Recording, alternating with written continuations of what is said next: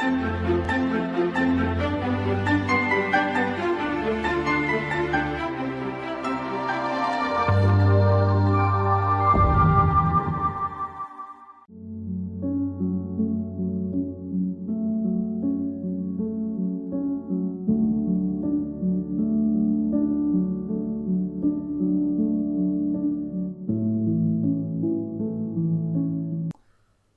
students, we begin with a brief biographical sketch of Subhas Chandra Bose. To understand the political thought of Subhas Chandra Bose, it is necessary at the outset to have an overview of his life and work. His life was eventful, climacteric, and replete with ceaseless adventures.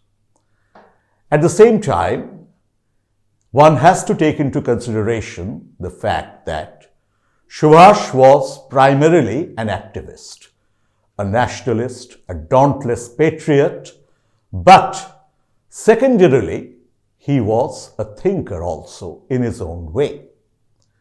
But the process of evolution and maturation of his political thought at different stages of his life require very careful analysis, because the thought process of a man does not remain stagnant at any particular point of time. It goes through a steady process of evolution and is subject to changes and modifications also. Subhas was no exception. In the second place, it is necessary to recapture the process of transition of Subhas from a lieutenant to a leader. He started his political career as the trusted lieutenant of Deshbandhu C.R. Das, who was the only mentor, the only guru whom Subhas had in his political life. Thereafter, he graduated to the role of leadership, first at the national level, and thereafter it found its culmination in his emergence as Netaji, or the commander of the Azad Hind Force, after his dramatic escape from India, which is called Maha Nishkraman. The life of Subhas was multifaceted, and each facet was integrally linked with the other, which means no facet was isolated from the others, and they were rather complementary to each other. So, for a proper understanding of the life, work and thought of Subhas Chandra Bose, one requires an integrated methodology of investigation, which is key to a rational understanding of Subhas Chandra Bose. Finally, many of the ideas and ideals which he espoused are of enduring relevance to modern India, and this requires particular emphasis. This presentation seeks to encapsulate the essential ideas, ideals and principles represented by Subhas Chandra Bose throughout his life. And what is necessary is to explore the continuity or discontinuity in the evolution of these ideas, ideals and principles. This presentation seeks to encompass the entire gamut of the life of Subhas, starting from his school and college days and extending up to his entry in political life, eventually finding its culmination in his escape from India and then his emergence as Netaji in the Far East, when he was determined to make a final bid for the emancipation of his motherland in collaboration with Japan after his sojourn in Germany and his effort to enlist the support of Hitler for the cause of Indian independence proved abortive. This presentation endeavors to project Subhas both as a nationalist activist as well as a thinker. Primarily, the element of activism was dominant in the life of Subhas. But the reflective, thoughtful aspect also cannot be neglected. He was a thinker in his own way, though, as he confessed himself, that his restless or ceaselessly active political life did not allow him time to drive his ideas to their logical conclusion, though he was still a thinker in his own way. Thus, the process of intellectual evolution of Subhas is very much necessary in a presentation like this, with special reference to his stand on the methods and strategies of struggle against British imperialism and also his political thought. This presentation is expected to provide a comprehensive view of the life of Subhas Chandra Bose, with the sources of influence and inspiration reflected at various points of his constantly evolving life.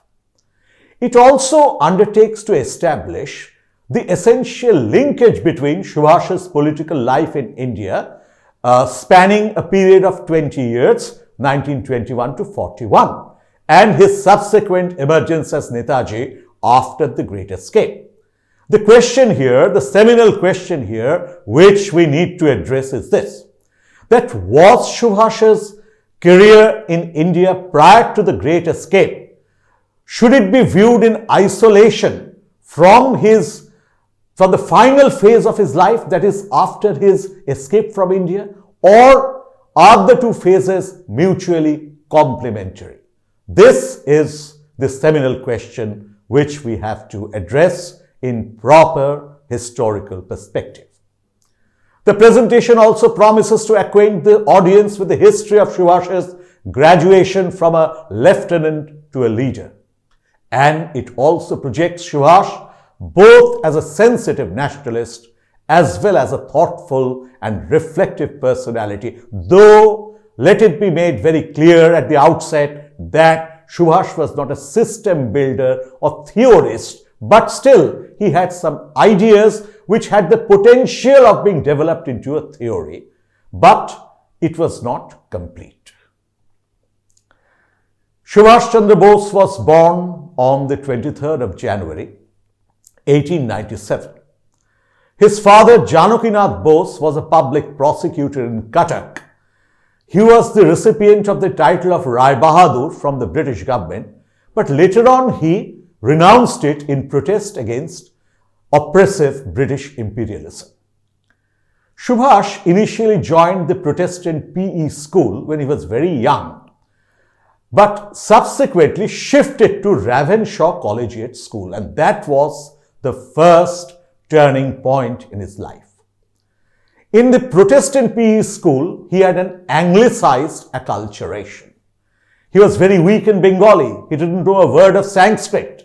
But after he joined the Ravenshaw Collegiate School, Benimadhav Das, who was the headmaster of that school, became his idol of emulation. Subhas has stated in his unfinished autobiography, An Indian Pilgrim, that after seeing Benimadhav Das, I knew what it was to respect a person. He was truly his model, his idol, his icon. Benimadhav's daughters, Bina Das and Kalyani Das, were revolutionaries. Bina Das was involved in the murder attempt on Sir Stanley Jackson, the Lieutenant Governor of Bengal, in the Calcutta University convocation. She was very close to Subhas after Subhas had joined politics. But leave that aside. Benimadhav Das was a nationalist in his own way, but it was during his stint in Ravenshaw Collegiate School that one of Subhas's friends exposed him to the works of Swami Vivekananda.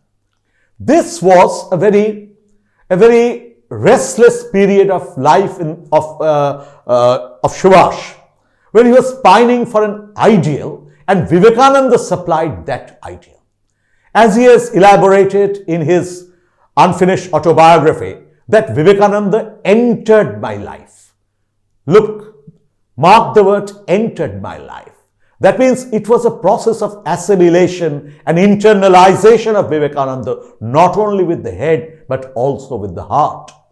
And Subhas poured over his books days after day, week after week, and here was something that he was pining for, and that he received, and it really revolutionized his life. Everything went topsy-turvy. But the first sparks of nationalism in Subhas may be found in the commemoration ceremony in memory of the martyr Khudiram Bose, the first Bengali martyr who was hanged because of his assault along with Prafullo Chaki on the district magistrate of Muzaffarpur, inadvertently killing two innocent American ladies, which led to the execution of Khudiram Bose. That was in 1908. In 1910, on August 11, the martyr's self-immolation was commemorated in Ravenshaw Collegiate School, and Subhas delivered an address. All this was at the behest of the headmaster Beni Madhav Das. And one patriotic song of Dijendolal Roy, Bongo Amar Janani Amar, which had been proscribed by the British government, was sung at the behest of Beni Madhav, and this attracted the attention of the authorities, leading to the transfer of Beni Madhav Das to Krishnanagar Collegiate School. It is said that Subhas wanted to protest against this, but Beni Madhav dissuaded him. But here he got the first taste of student nationalism.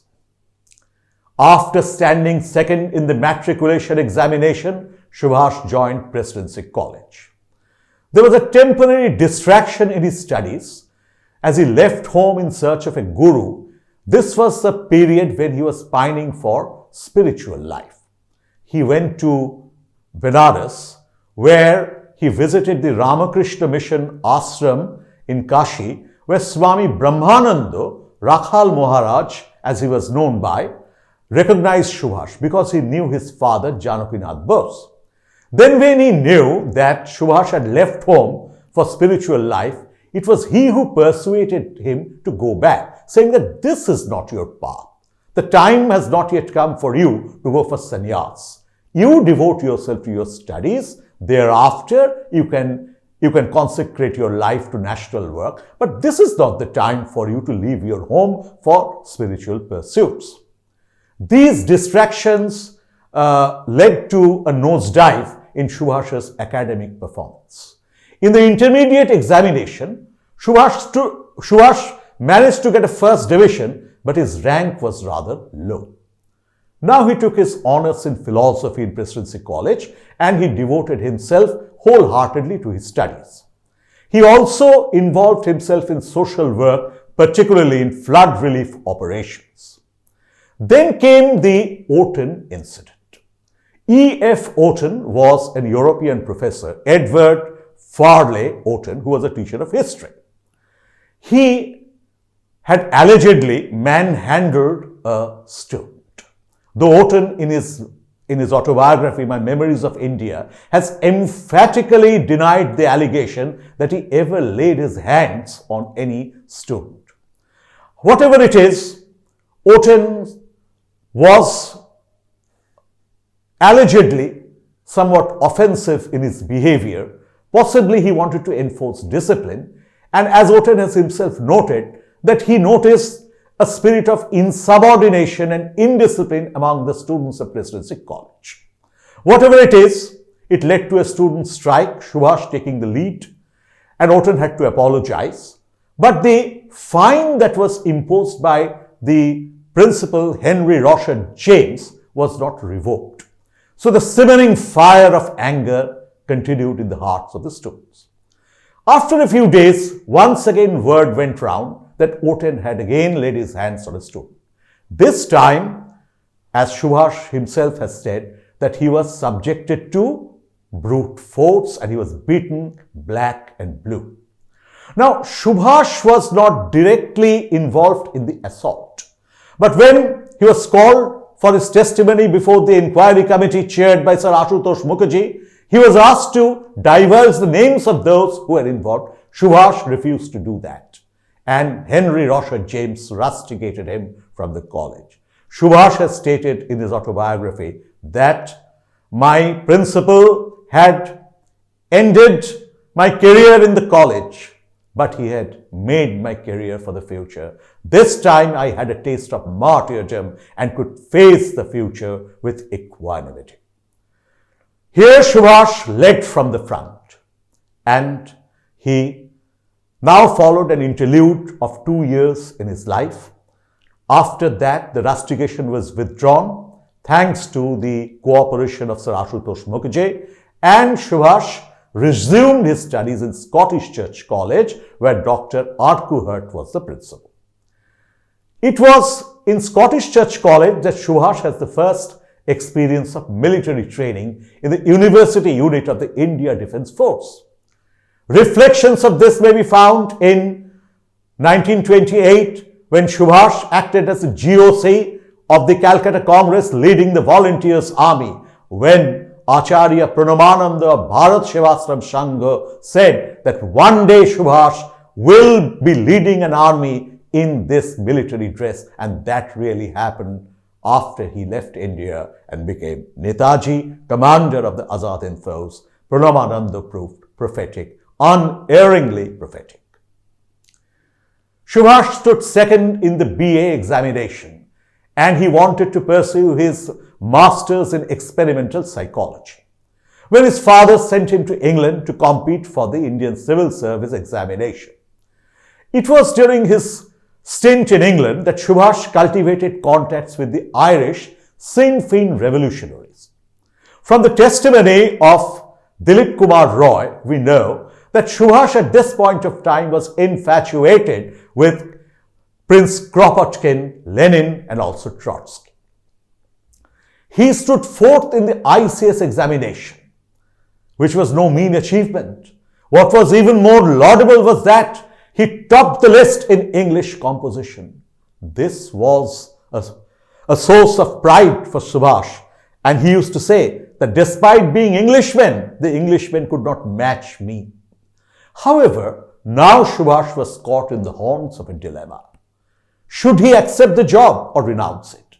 Ultimately, he decided to renounce it, and here his inspiration was Aurobindo Ghosh, whom he hailed as his spiritual guru. We know this from his letter to Sharath Chandra Bose.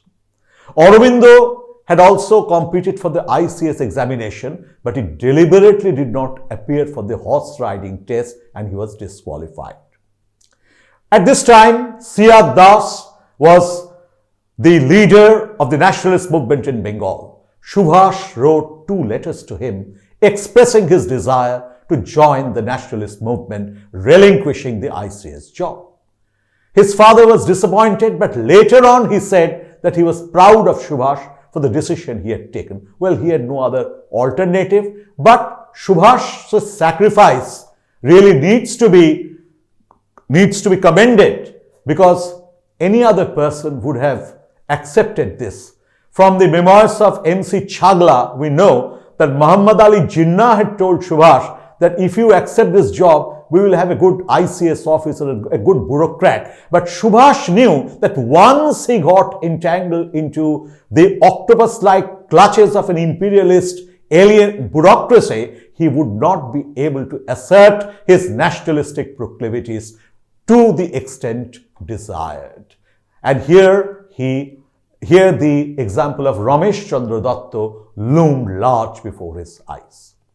Subhas landed at India.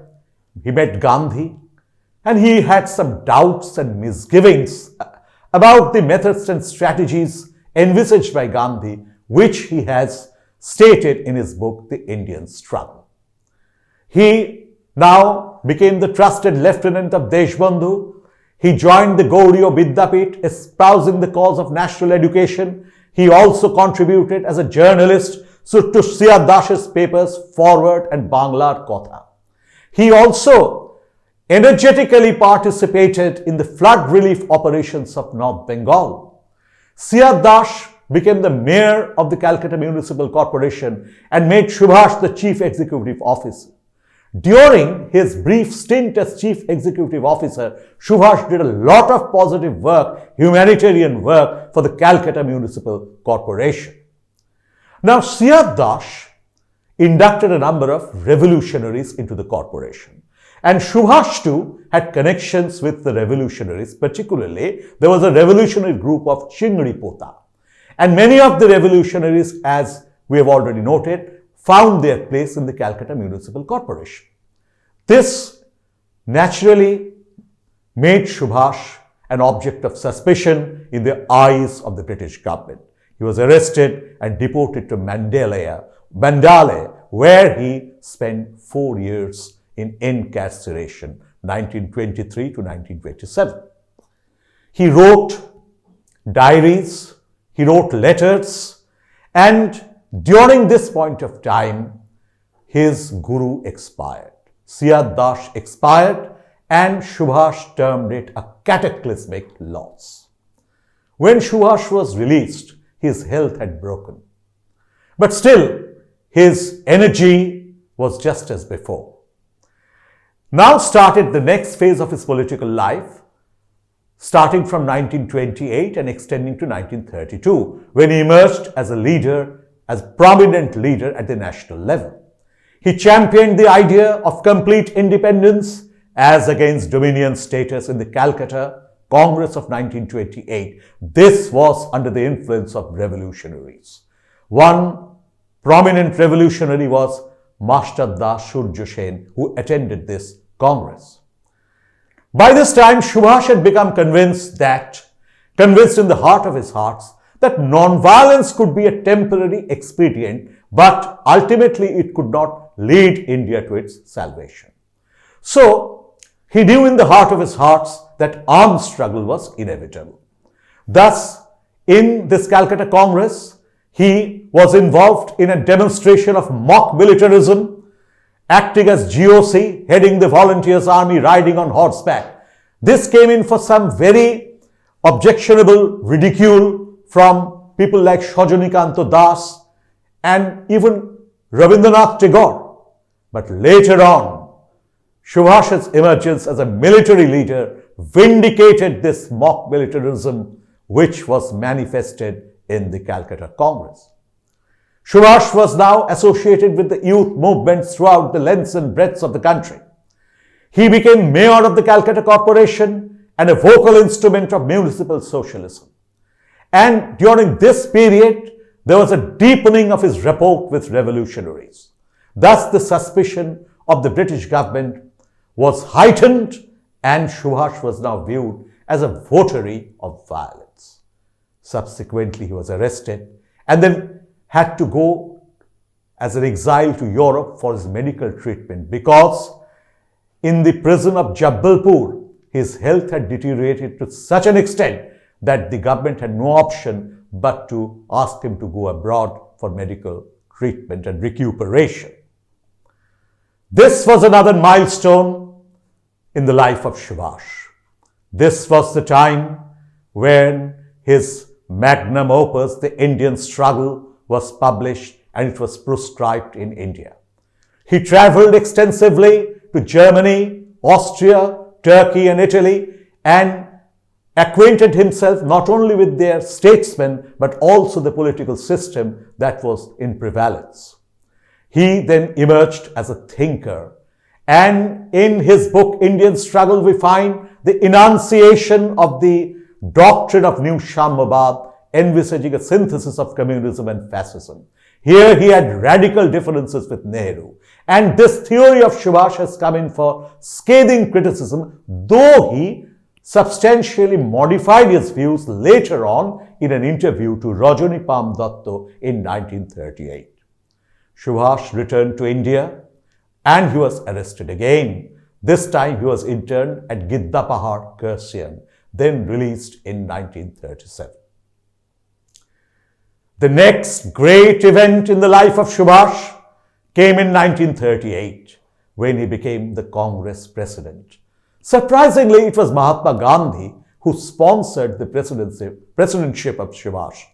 At the Haripura session of the Congress in 1938, he delivered his famous presidential address, which was perhaps the most comprehensive address ever delivered by any president of the Congress. There, he articulated the idea of national planning. He spoke of scientific industrialization, and he also spoke of an open-ended foreign policy, a pragmatic and flexible foreign policy. Quite naturally, this did not go well with the Gandhian group. And Gandhi, who had just made an experiment trying to take the wind out of the sails of the left wing, Subhas, prior to this, had emerged as a left-wing leader along with Jawaharlal Nehru. He represented the left-wing challenge within the Indian National Congress, and Gandhi wanted to take the wind out of the sails of the leftists. But he could not mellow down the leftist fervor, the revolutionary fervor of Subhas Chandra Bose. Quite naturally and predictably, Gandhi opposed his re-election. But Subhas was now determined to seek re-election in 1939. He was opposed tooth and nail by the Gandhian right wing.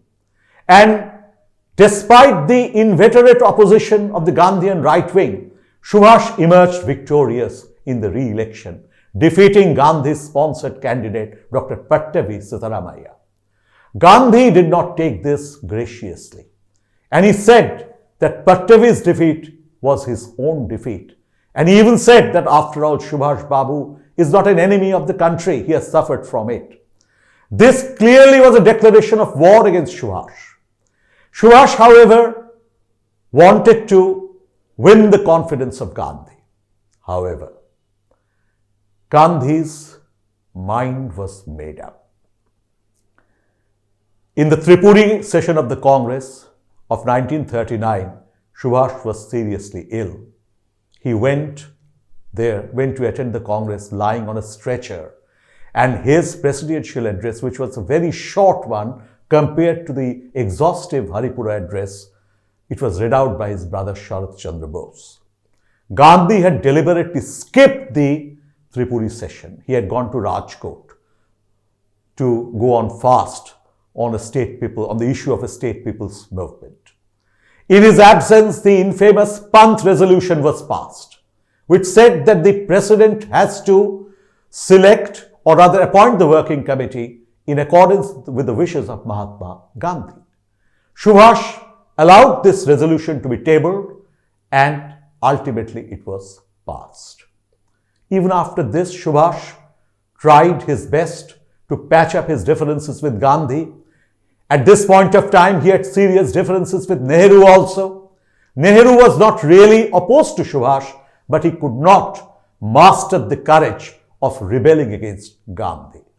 Finally, in the face of such concerted and inveterate opposition, Subhas had to resign, and then he formed the Forward Bloc, carrying on the propaganda in favor of complete independence throughout the length and breadth of the country. But thereafter, he was expelled from the Congress on disciplinary grounds. Even then, Gandhi invited him to attend the Wardha session of the Congress, where Subhas went, but he, at this point of time, expressed the sentiments which he had always expressed, that here was the opportunity for India to take advantage of the international situation. The clouds of the Second World War were looming large on the horizon. And this is where Subhas Chandra Bose felt that India had a golden opportunity. But it did not go well with the Indian National Congress. Subhas now launched the Holwell Monument agitation, and he was placed under house arrest. Then came the Great Escape on January 16, 1941, where he escaped in the Wanderer's car. Our ex-President Pranab Mukerji has described that car as the chariot of freedom, the mute witness to history. He escaped to Kabul, then to Germany, where he formed the Indian Legion. But he could not persuade Hitler to sympathize with the Indian cause. But Hitler provided him with a submarine to go to the Far East. It was a perilous submarine journey where he was accompanied by Abid Hassan Safrani. He arrived at Madagascar, from where he was shifted to a Japanese boat and then another Japanese submarine, and then he proceeded to Sumatra and then Tokyo on May 16, 1943. In the meantime, Rash Bihari Bose, who was the founder of the INA along with Mohan Singh, who wanted to bring Subhas over to the Far East. Had he done so a year earlier, it would perhaps have been better for India, because then the position of the Allied powers was much more uncertain. But 1 year was delayed. Subhas arrived in the Far East and Rash Bihari handed over to him the charge of the Indian National Army. Now Subhas consecrated all his energies to a total mobilization in his vision to liberate India with the help of Japan, and he negotiated on equal terms with the Japanese Premier Tojo.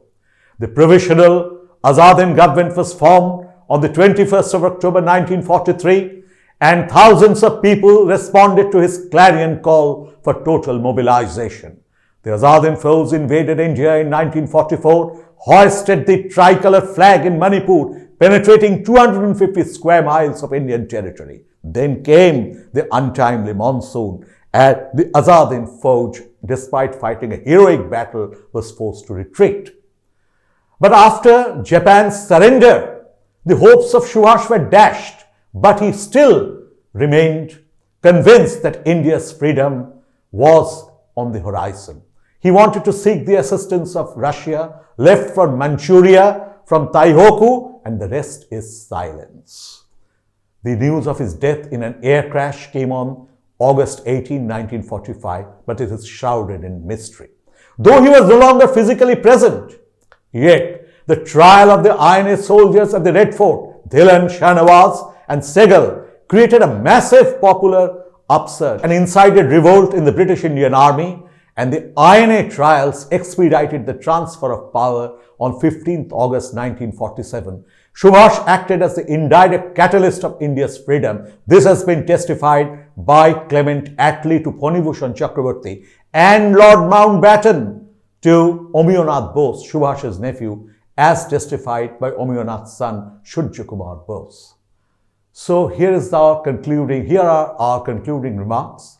Subhas developed a spirit of patriotism since his early youth, and his patriotism was deepened by his exposure to the writings of Vivekananda. Aurobindo Ghosh also inspired him, but not after his life of renunciation in Pondicherry. And Subhas never believed in the heart of his heart that India would be freed through non-violence, and he was convinced about the inevitability of armed struggle, which he has stated in unequivocal terms in his book, Indian Struggle. And he had an inner faith in violence, which possibly was the largest single factor which created an unbridgeable chasm with Gandhi. Finally, he was an activist, but also a thinker in his own way. So we conclude saying that Subhas was a patriot, Subhas was an activist, but Subhas also had a reflective mind. His life went through various currents and cross currents of politics, and ultimately the INA phase has certainly immortalized him in the annals of Indian history, but the earlier phase was no less significant, because the ideas which the foundation of which were laid in his earlier phase found their fruition and culmination in the INA phase.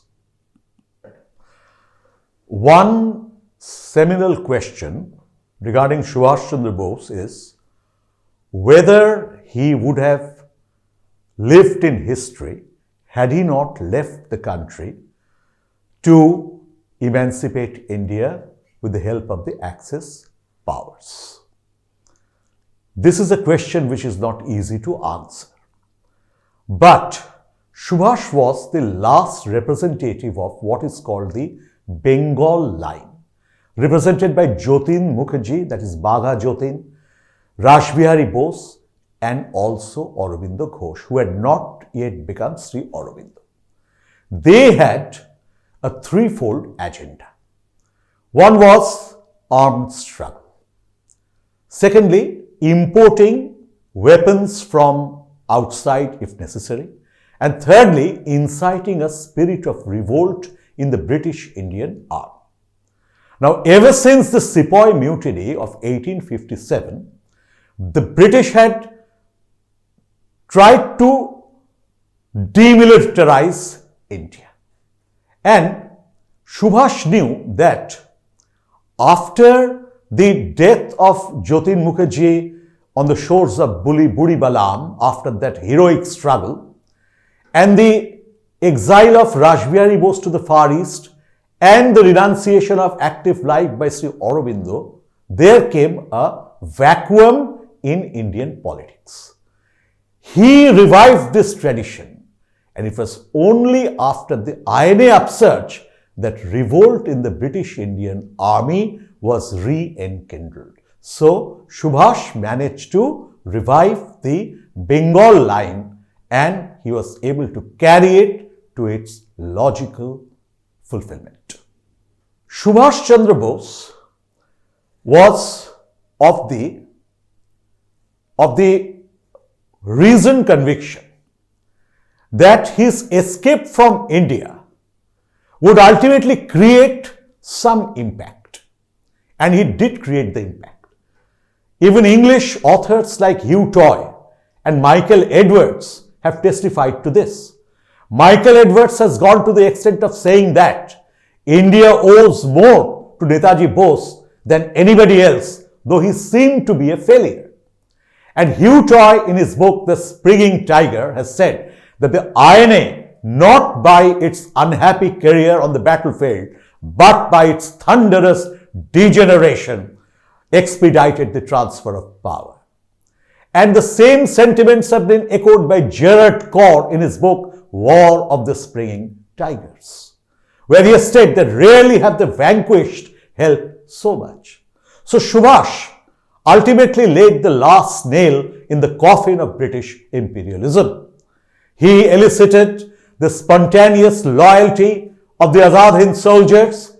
The Rani of Jhansi regiment was formed on his initiative. Captain Lakshmi Sehgal was the leader of that regiment, and it was her husband Prem Sehgal who was one of the INA soldiers tried at the Calcutta Red Fort. And on the whole, the INA phase has proved to be very spectacular if one takes into account the military exploits of the INA on the battlefield.